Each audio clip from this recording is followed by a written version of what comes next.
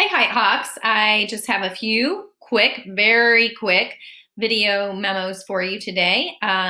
First, I would like to say thank you to those of you who reached out to me with some of the concerns and suggestions for how to streamline and make special area tasks more manageable for everyone. We're going to meet this week and come up with a plan for a new and fresh look at that for when we return from winter break. So thank you so much for your input and feedback. I do want to remind you all that special area participation is not optional, and that's not a height decision. That is a state and district decision.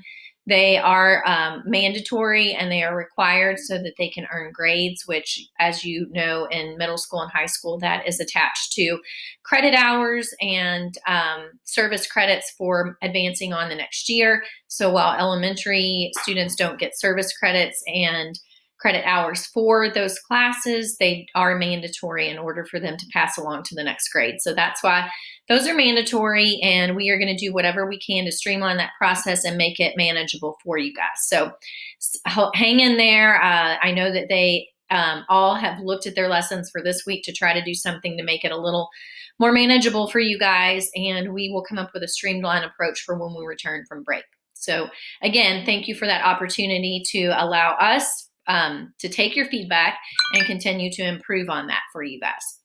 Second announcement, Thursday we have our first ever drive-through Holidays Around the World event. So I hope that you can come and grab some fun festive cheer and learn about some of the other holidays that families at Heights celebrate. And that will be our send-off for winter break. So I hope to see many of you there. I know PTA has put an RSVP link in the news you can use as well. So if you haven't RSVP'd for that, please do so they can determine exactly how many little gift bags and going send-off gifts that we have to prepare for that.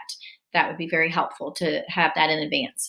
The last thing I want to share with you all today is fifth grade defenses, and those are going to be mandatory again this year. And I don't want it to sound like it's going to be this big hairy bear of a task. We're going to make sure that all students are successful with that. I have included the rubric and scoring guide in the news you can use.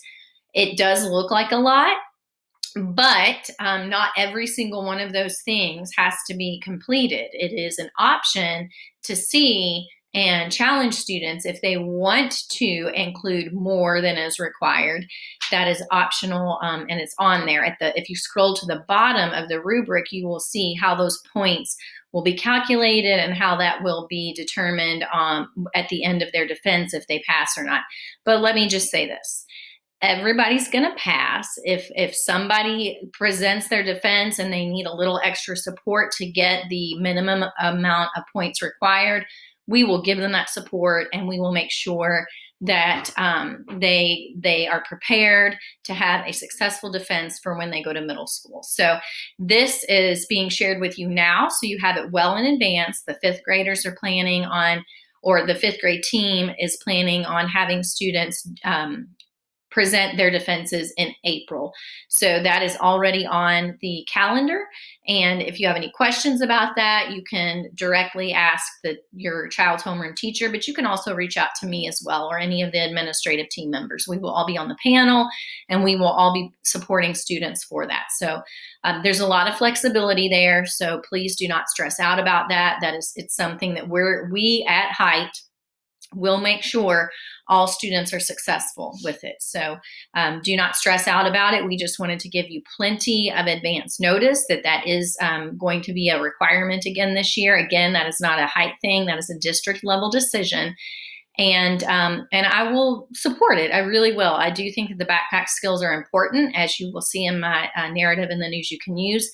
And I think that we overlook the importance of those skills very often because we get bogged down with accountability and standardized test scores and assessments. And that's truly not my philosophy on what's best for kids. Does it matter? Absolutely it matters, because it's important for them to get into the classes they want to get into for middle school and high school. But do I truly philosophically believe that standardized assessments are good for students? No, I don't. So I place more weight on their success and being able to perform and present their backpack defenses than I do on a standardized test score, because a backpack defense shows a much more well-rounded global performance of a child and what their abilities are than an isolated standardized assessment setting. So that's just my opinion. Like, I always give you the facts and my opinion. That's my opinion. And while I'm not a big fan of uploading the artifacts to the backpacks, I do think that logistically that process could be streamlined and made easier. I do believe in the philosophy behind the backpack skills and the work behind that. So that is in the news you can use. Those are all of my video announcements today. I hope you all have a wonderful, are gearing up for a wonderful and restful winter break. I know that some are going to be encountered with some disappointment due to the pandemic, and some are going to welcome that. And we are on all ends of the spectrum with that. But whatever you do and whatever you celebrate and whomever you choose to spend that time, I do wish you all the very best. And I hope that we can come back in the 2021 school year with a new, re-energized perspective and ready to finish out the school year strong. Have a great week, and I hope to see many of you Thursday at the drive-thru event. Thank you.